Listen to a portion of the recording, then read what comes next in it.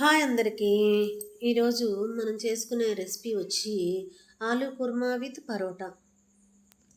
ఇంకా దీనికి కావాల్సిన ఇంగ్రీడియంట్స్ పచ్చిమిర్చి,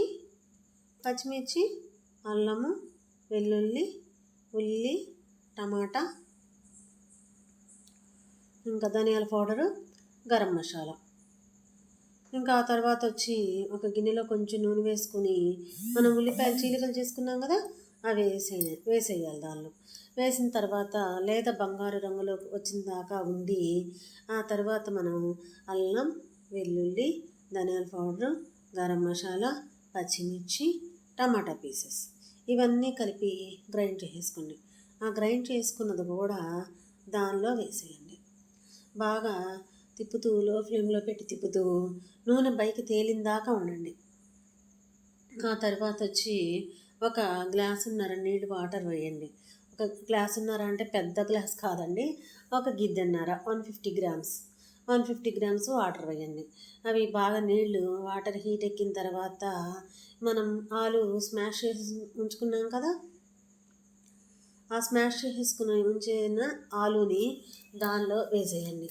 ఈ ఆలూ కుర్మా చపాతీ, పూరి, పరోటాలోకి చాలా అంటే చాలా బాగుంటుందండి. ఇది మనందరికీ ఇష్టమైన ఆలూ కర్రీ. తర్వాత దీనిలోని బిర్యానీ, పుదీనా రైసు, ఇకపోతే కొత్తిమీర రైసు, టమాటా రైసు అన్నిట్లోకి చాలా అంటే చాలా బాగుంటుందండి. ఈ ఆలును మనం ఉడకబెట్టుకొని ఉంచుకునేసరికి ఫ్యూ మినిట్స్లో అయిపోతుందండి. ఆలూ కుర్మా చాలా ఈజీగా అయిపోతుంది ఈ రెసిపీ వచ్చి. ఇంకా పోతే ఈ ఆలును అలా వేసుకున్న తర్వాత కొంచెం ఉప్పు, కారం వేసేయండి. ఆ తర్వాత వచ్చి జీడిపప్పు పౌడరు గ్రైండ్ చేసుకొని ఉంచుకున్నాము, అదొక 2 స్పూన్స్ వేయండి. ఆ తర్వాత లెమన్, కొంచెం పెరుగు ఒక గంట వేయండి. పెరుగు కూడా వేయండి.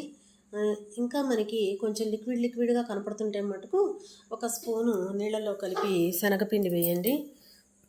ఆ తర్వాత ఇంకా లెమన్ కూడా వేసుకుంటారండి, 5 or 6 డ్రాప్స్. ఇంకా కొత్తిమీర, పుదీనా పైన గార్నిష్ చేసుకోవచ్చు. నా దగ్గర అయితే లేదండి, నేను వేయలేదు. అయినా కూడా చాలా అంటే చాలా బాగుంది. ఎందువల్ల అంటే గరం మసాలా, అల్లము, వెల్లుల్లి, ధనియాల పౌడరు ఈ 4 వల్ల ఆలూ కుర్మాకి టూ మచ్గా వచ్చేసిందండి టేస్ట్. చాలా అంటే చాలా బాగుంది. ఇంకపోతే మనకి పరోటా కుర్మాలోకి ఏం కావాలి, మనకి పరోటా కావాలి. ఈ పరోటా మేమైతే బయట నుంచే తీసుకొచ్చామండి, ఇంట్లో ఏమీ చేయలేదు. ఇంకా అలా ఎర్రగా పెనం వేడెక్కిన దాకా ఉండి అటు ఇటు ఎర్రగా కాలిన తర్వాత పరోటాకి అటొక స్పూను ఇటొక అర స్పూను నూనె వేసి అలా కాల్చేసుకోండి. అలా కాల్చుకున్న తర్వాత ఈ పరోటా మనకి 2 చేతులు పెట్టి అలా స్మాష్ చేయాలండి. పరోటాని చూడండి ఎలా చేస్తున్నారో, సేమ్ అలా చేయాలి. అలా బాగా 7-8 సార్లు స్మాష్ చేసేస్తే కానీ అది పొరలుగా రాదండి పరోటా. అప్పుడు చూడండి ఎలా వచ్చిందో, రఫ్గా వచ్చేసింది, రాలిపోతా. అలా అప్పుడు చాలా టేస్టీగా ఉంటుందండి.